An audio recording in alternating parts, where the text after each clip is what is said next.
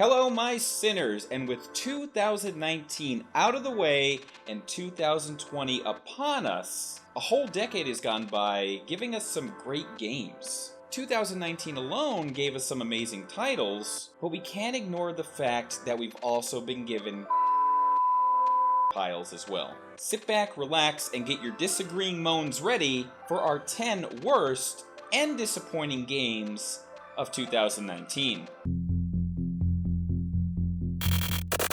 Coming in at the 10th spot is a sports title that seems to sometimes gain traction and then potentially goes back 2 steps. This time it appears we've gone back 10 steps and a chokeslam with WWE 2K20. Now, something that sticks out to me is they've actually switched development studios about halfway through the creation process of the game, and it definitely shows, as the game has come across as a buggy mess and downright deplorable at times. The game doesn't even seem to be that enjoyable because you never know when you're going to encounter a match-breaking bug or glitch. And the most fun people seem to have with the game seem to be bug and glitch compilation videos on YouTube. Now still, a wrestling game is a wrestling game, and you could potentially have fun with your friends playing this. But looking back on well-polished games of yesteryear like No Mercy or Here Comes the Pain, we start to wonder where everything just suddenly dropped off, and wrestling games suddenly became a rushed clusterfuck. The visual quality in the career/storyline is downright laughable. Faces that make Mass Effect facial modeling look amazing, and textures and graphics that literally just scream, "We don't care about you, you're gonna buy this piece of garbage, give us your money." Also, the PC demographic gets a kick in the pants, because there's quite a lot of freezing, stuttering, and absolute crashes of the game. And like I said previously, it seems that with every update they do with the 2K franchise, they're taking 2 steps back. In this case, they've taken about 10 and a chokeslam.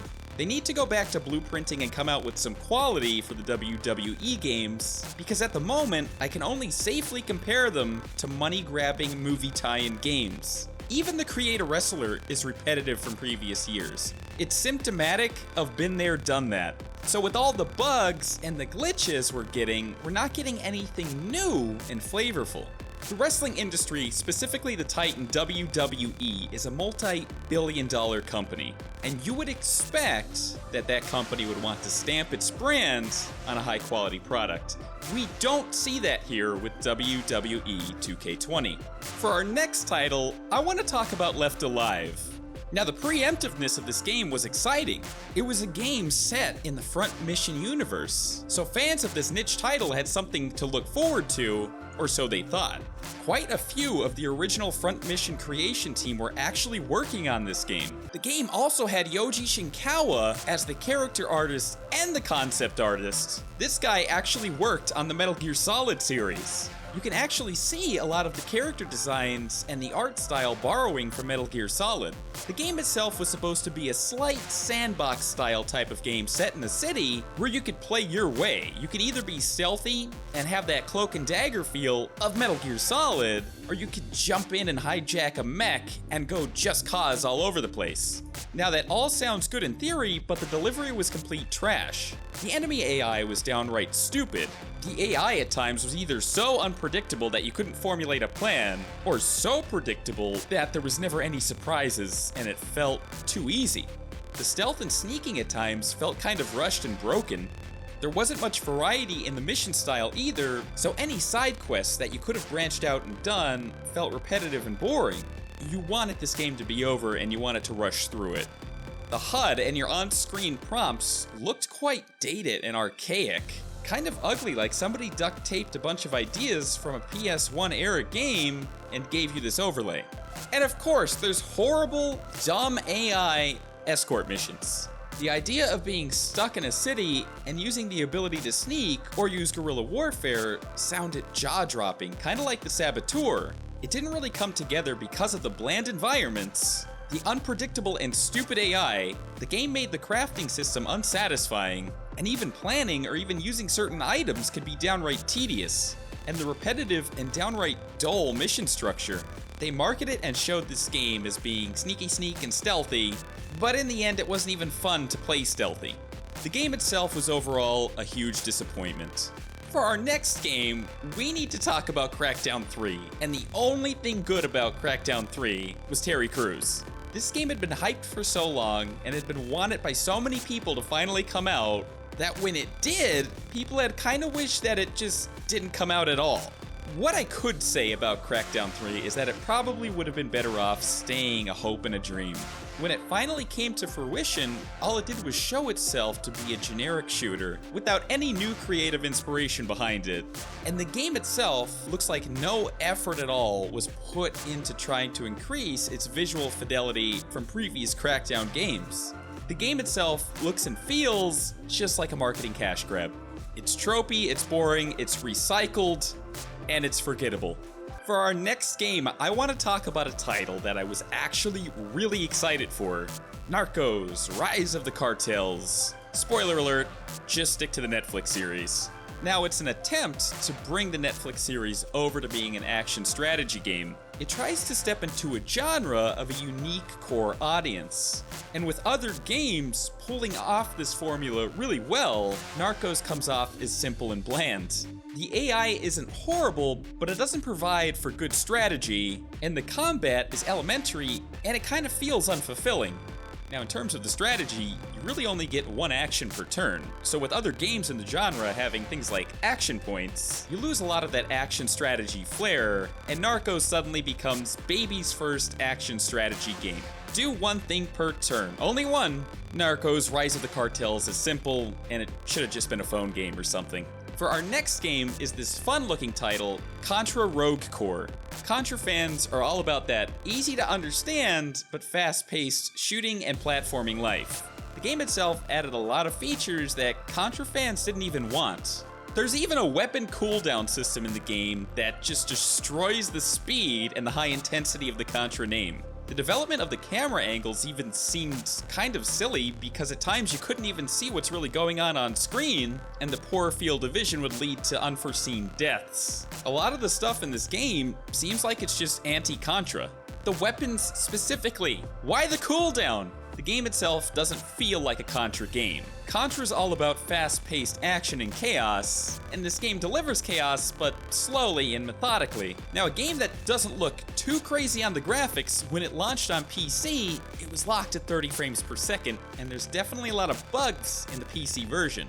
Now, who else was really gonna buy this game? Who knew about it? Die-hard Contra fans. And instead of giving them the formula that worked for their love of Contra, you gave them something you thought they would love. Konami, you could have done better with this. It's just not a good Contra game. For our next game, we're actually going to be talking about Ghost Recon Breakpoint. Now hold up. Ghost Recon Breakpoint, I'm not saying it's bad. I'm just saying this one's disappointing, and sometimes that's worse than being bad. Now, we don't know if the final product is going to be disappointing or if it's going to live up to how Wildlands eventually got much better as time went on. In its current state, though, it's boring, repetitive, and uninspiring. Now, with all of the responsibility of everyday life, this game doesn't grab me. With so much to play, a game of this magnitude would have to have the content to grab me and make me want to stick around to play it. With Breakpoint, I just stopped and felt fine doing so. The gameplay itself with Ubisoft, the shooting, the movement, the animations, all feel high quality and well done. But the story, the tasks, the missions, even the environment all seem contrived, used up, and boring. Now, it also does have an aftertaste of a rushed and pushed game. Definitely some bugs and glitches, and it just overall feels like it needed to be cooked more, but like I said, we don't really know what's in store with the roadmap down the line. The game itself also looks like it's trying to appear to be full with content. Even with your loadouts and your weapons, a lot of things seem really unnecessary and just reused filler over and over. The survival camp system is cool, and the game is definitely more enjoyable with friends, but overall, and especially solo, the game itself is nothing new. It's kind of disappointing, and it doesn't really bring anything new to the table that you haven't tried before.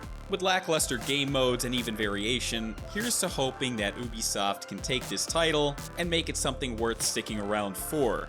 For our next game is something that I never thought I would be talking about in my entire life. A Mario Kart mobile game. We're talking about Mario Kart Tour. Now, usually your die-hard Nintendo gamers, they're gamers. They're not necessarily mobile gamers. You might be able to trick them and have them play Pokemon Go, but even when I first heard of the Mario Kart mobile game, the first and only thing I thought of was monetization. What are they gonna pump out to the mobile whales? And they had a subscription service. Look at these benefits for Gold Pass subscribers. It just left a bad taste in our mouths. Even one of the CC race modes was locked behind the subscription service. At launch, playing with your friends in multiplayer wasn't even available. It's a turd painted gold. It's got the Mario name and the character fanfare, but it's just a redundant and greedy mobile racer. It's a gacha game with a subscription service. Is it disappointing? Yes, only because it's a kick to the face of Mario and Nintendo fans. So just delete the app. Now our next title, I'm going to talk about Dangerous Driving by Three Fields Entertainment. Now, I enjoy a good competitive racing game every now and then, and I hadn't heard much about this game. The game is actually from the original team behind Burnout. Now, instead of the game being exciting and good, like Burnout, the game itself spun out and crashed into flames. The controls are absolutely horrific, and with the game's speed cranked up to cocaine, it leaves you with a very frustrating experience of trying to control the car. And when that inevitably causes you to crash quality is actually so ugly, you'd get more visually satisfying crashes by duct taping firecrackers to a Hot Wheels car and pushing it off the kitchen counter. And also, as a racing game, the game did not launch with online multiplayer. All in all, the game has crashed and burned, and no point in trying to repair this wreckage. Now for this title, I want to talk about a game that a lot of you might not have heard of, Generation Zero. A game by Avalanche Publishing, it's definitely not a sleeper or surprise hit. The game itself feels like it's full of shortcuts and rushed elements. The game feels downright lazy. You've got random idiotic AI that appears that random code was just shoved up each and every one of their butts, and they have no idea what to do based on the context of your actions. The environments are bland and boring and sometimes just look like a pre-alpha version of a PUBG map, and it feels like you never even come close to developing a personal relationship with any of the characters. It feels empty and unimportant. Oh wait, did I say Avalanche Studios made this? They're the people behind Just Cause and Mad Max, two very good games in my eyes. So what exactly happened here? You might not have heard of this game, but don't even worry about it at all. And for our worst title, the biggest disappointment of 2019, Anthem. A rushed game-as-a-service game, it felt like BioWare didn't even come close to finishing this game at release. The story was actually quite convoluted and didn't even seem understandable. The worlds and environments felt quite empty, and your enjoyable experiences in them feeling scarce and unentertaining. The enemy types felt like a bore in that they weren't even really varied, and even after all of this backlash, it looks like the roadmap was completely shredded and that BioWare is going back to the cutting room floor to produce a roadmap that people might actually look forward to. The game came out and gave us a horrible showcase and a bad taste in our mouth, so no matter what BioWare does, I'm not so sure the gaming world is going to be ready to accept it and give it another chance. It came out raw. Now I will say that flying around is quite entertaining, and visually the game is quite pretty, but the game itself seems disappointing and unsatisfying. The story is bland, and even the loot that you receive is oddly unsatisfying. Now, some games that are games-as-service games like Destiny do have a continued fan base, and people keep playing and loving it. Games-as-service games can do something right, and some of them do. Anthem came out a broken mess, and I don't think there's really any hope for it at all to hit a core fan base and become good in even the eyes of a small select group of fans. It's our biggest disappointment of 2019. You dropped the ball, BioWare. Thank you, my sinners, for joining me with our list of our 10 worst 2019 video games. Leave me a like, guys, it's always appreciated. And a comment down below if you agree with my list. What would you change about it? And also, what was your most disappointing game of 2019? If you're new to the channel, guys, definitely subscribe and hit that bell. And until next time, my sinners, I love you very much. Bye-bye.